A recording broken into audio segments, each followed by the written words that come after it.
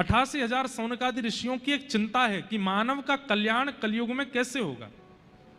बंधुओं, एक प्रश्न हम हर कथा में कहते हैं, बहुत ध्यान से सुनिएगा, इधर देखो सब लोग।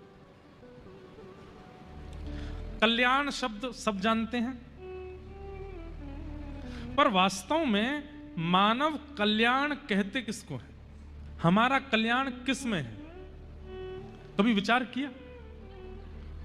मेरा कल्याण किस में होगा? मैं ऐसा क्या करूं जिससे मेरा कल्याण हो?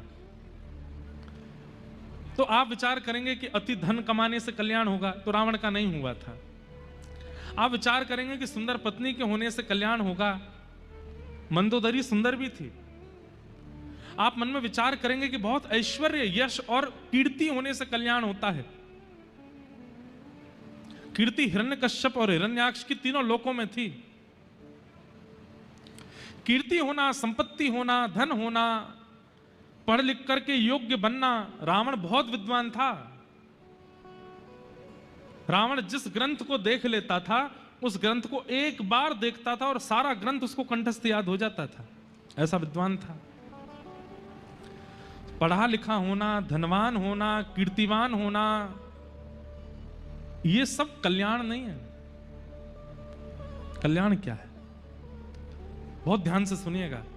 अपनी किसी क्रिया से, अपने जीवन के व्यवहार से, अपने जीवनचर्या से, अपनी दिनचर्या से आप मां के प्रिय तो बन गए, पिता के प्रिय तो बन गए, पत्नी के प्रिय तो बन गए, पति के प्रिय तो बन गए, बच्चों के प्रिय तो बन गए, सबके प्रिय बन गए। लेकिन कल्याण तब होगा जब हरि प्रिय बनोगे, हरि के प्रिय बनोगे। समझ में आई बात? मुझे हरि प्रिय हैं, हम सबको हरि प्रिय हैं, पर हम सब में हरि को 4-5 लोग ही प्रिय होंगे। यहां जितने बैठे हैं, मुझसे लेके पीछे तक, हम हजारों हैं और हम सबको हरि प्रिय हैं, पर हम सब में हरि को कौन प्रिय है? ये गिनती के 4-5 ही होंगे, और 4-5 भी ज्यादा बोल रहा हूं, 1 या 2 ही होंगे इस पूरे पंडाल में।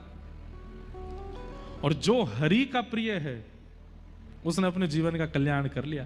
फिर तो महाराज पहाड़ से फेंक दो तो भी प्रहलाद नहीं मरेगा, हाथियों से कुचलवा दो तो भी प्रहलाद का बाल बांका नहीं हो सकता, विष का प्याला मीरा को पिला दो तो भी अमृत बन जाएगा, सूरदास के नेत्र छीन लो तब भी वो पूरे विश्व को दिखा देगा, कालिदास की जीभ काट दो फिर भी उसके छंद, उसकी वाणी पूरे विश्व को ज्ञान दे देगी।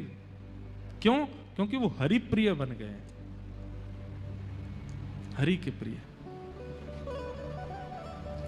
हमारे आचार्य चरण जिस परंपरा में हमारी दीक्षा है,